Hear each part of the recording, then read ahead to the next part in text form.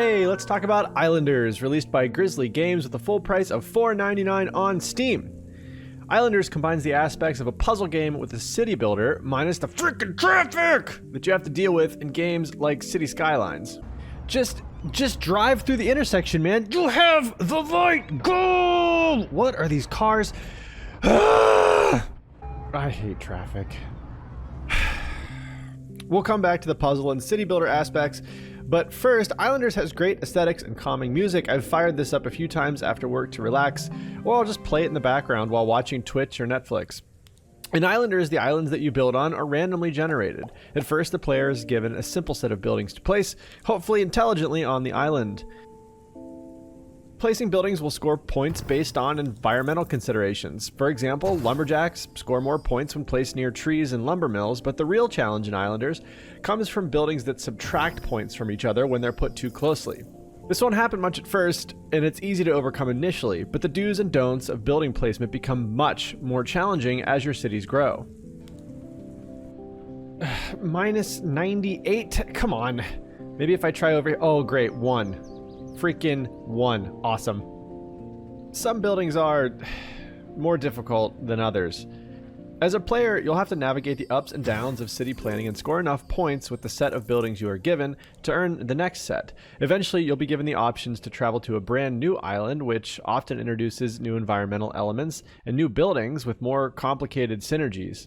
This includes a few structures that alter the buildable landscape itself. Plateaus that stick off of rock walls or that can be placed on top of water expand the buildable surface.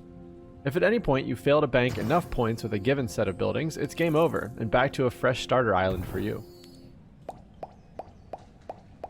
The puzzle aspects of Islanders are challenging enough that you can't just blindly click through them, but the game remains chill with no timers or dramatic game over scenes. After a failed attempt or two, you'll begin planning ahead for the buildings you may get later and leave space for the more valuable high-tier structures. The puzzling aspects do require repeated plays to master, but it's an overall rewarding and mostly relaxing experience. If you want to completely remove all challenge, there is a sandbox mode where you can freely build to your heart's content.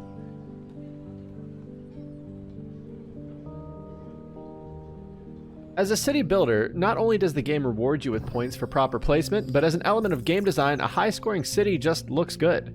The game manages to give you all the satisfaction that larger city builder games do without forcing you to manage all of the mundane crap of city management that you didn't want to have to deal with anyway. The cities in Islanders are believable, beautiful, and feel awesome to build. This is an excellent game to relax with. You won't get hours and hours of playtime out of it, but for $4.99 for a polished city builder with simple yet compelling puzzle mechanics, Islanders is a great indie title to add to the library. Islanders appears to only be available on Steam. Otherwise, I'd tell you to buy your next set of keys through the Humble Bundle store. On Humble Bundle, you can allocate a portion of your purchase price to a charity of your choice and to this channel if you want to. Unfortunately, Islanders isn't available on Humble Bundle, so Steam it is. You can still support this channel by liking or subscribing, or checking out my Twitch channel where I do live broadcasts of a variety of games.